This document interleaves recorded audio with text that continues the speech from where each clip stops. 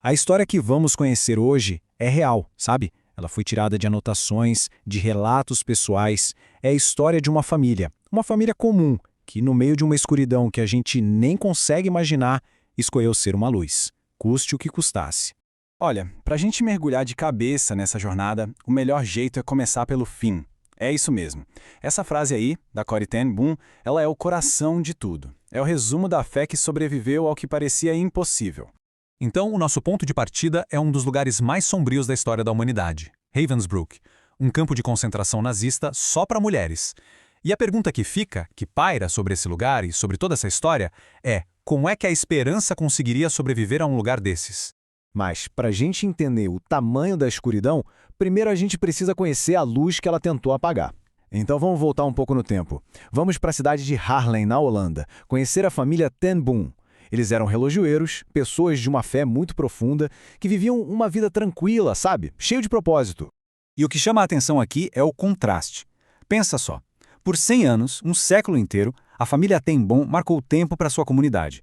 E aí, em 1940, o tempo parou.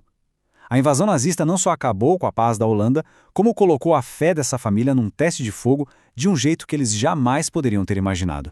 E o desafio não começou com um plano gigante, não. Começou com gestos bem simples, mas muito profundos.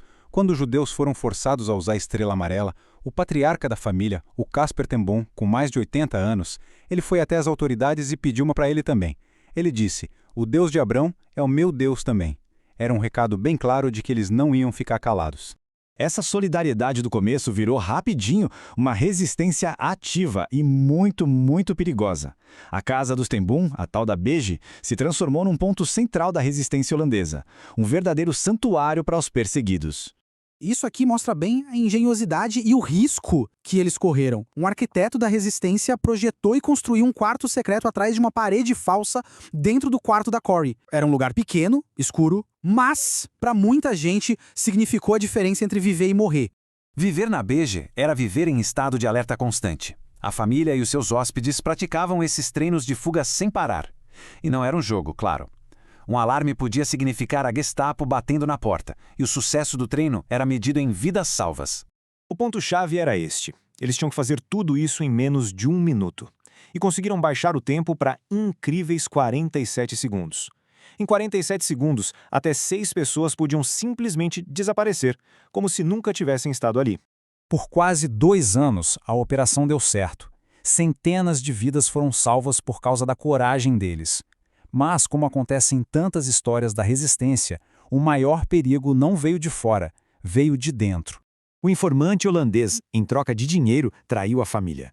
E naquele dia, a Gestapo invadiu a relojoaria. O refúgio seguro dos ten Boom tinha se tornado uma armadilha.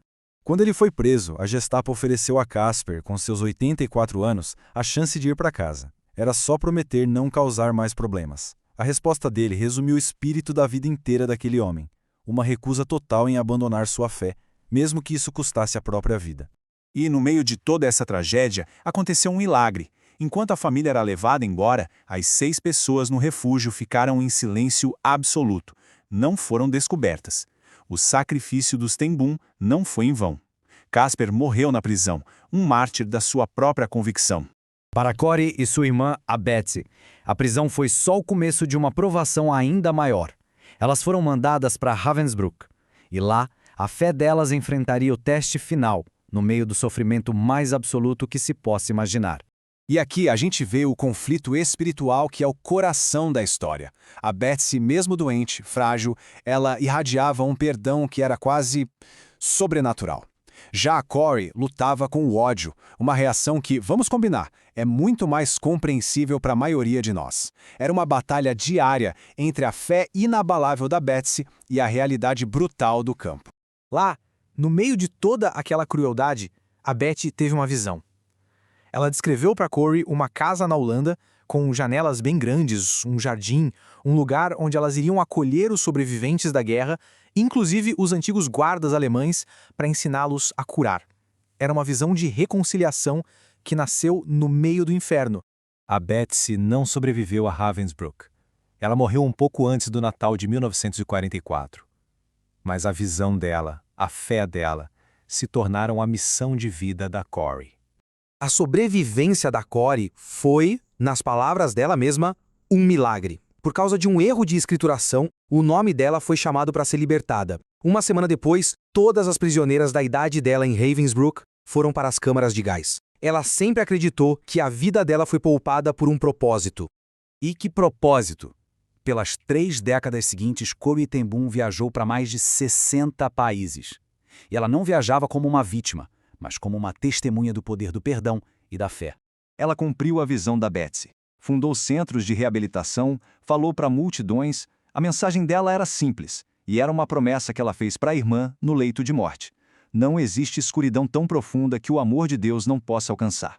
E assim, a história da família ten Boom nos deixa com essa pergunta. A questão não é o que acontece com a gente, mas como a gente responde ao que acontece. É um testemunho de que, mesmo nos lugares mais sombrios, a fé, a esperança e o amor podem não só sobreviver, mas também transformar o mundo.